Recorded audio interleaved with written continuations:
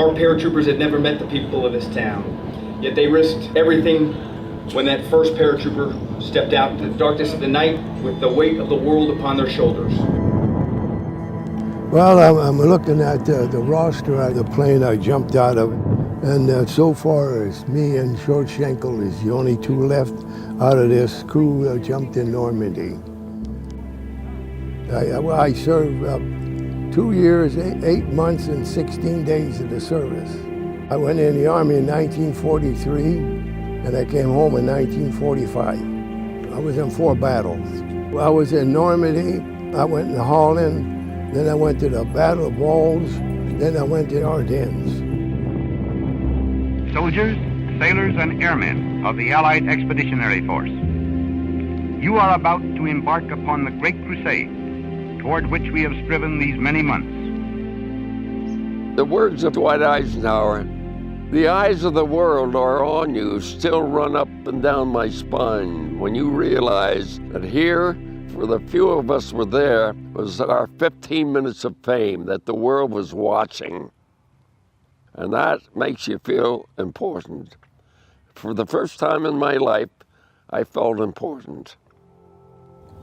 I never was in combat before, so I didn't know what to expect, you know. And so that was my first experience of being in combat. It was Normandy. I remember when I flew from England to France, and I was approaching France, and all of a sudden my plane was rocking back and forth, and I thought it was the weather. Then when I jumped out, I realized it was anti-aircraft fire shooting at our plane, and then I jumped, and I thought all the trace was coming up, and I thought my life was over. And then I landed between 2 trees, and I was swinging back and forth, and then I jumped up and I landed on the ground. Then I turned to my right, and I seen a C-47 coming down crashing. And I said to myself, hope the guys got out of there, you know. It was kind of scary when you see all them traces coming up at you. The clouds were very similar to this. The moon was out. And I remember about, 20 yards away, someone standing up. And I said, get down, you want to get shot. I can remember that clearly. And it happened to be a second lieutenant who did get down anyway. But really, after that, we didn't know where we were or anything. So we were led to a group. There were about 200 of us around, sitting around. Colonel Shanley, who was the battalion commander, was rounding up enough so that we could become an army.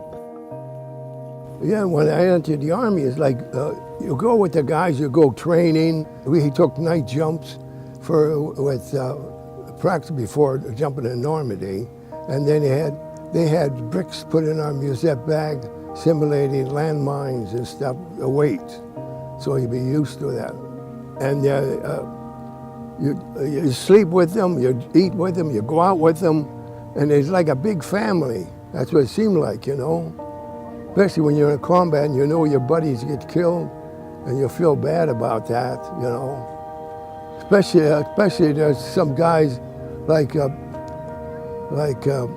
Goodwin and Lamberson.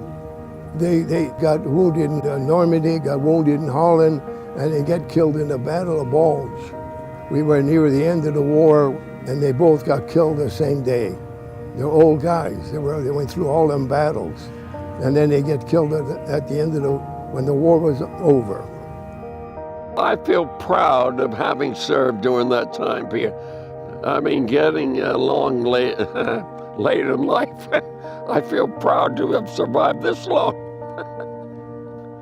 Really, airborne, here we are. They boarded the aircraft knowing more than half the paratroopers would not return to the battle, knowing that if they did not succeed here, evil and tyranny may reign for years longer.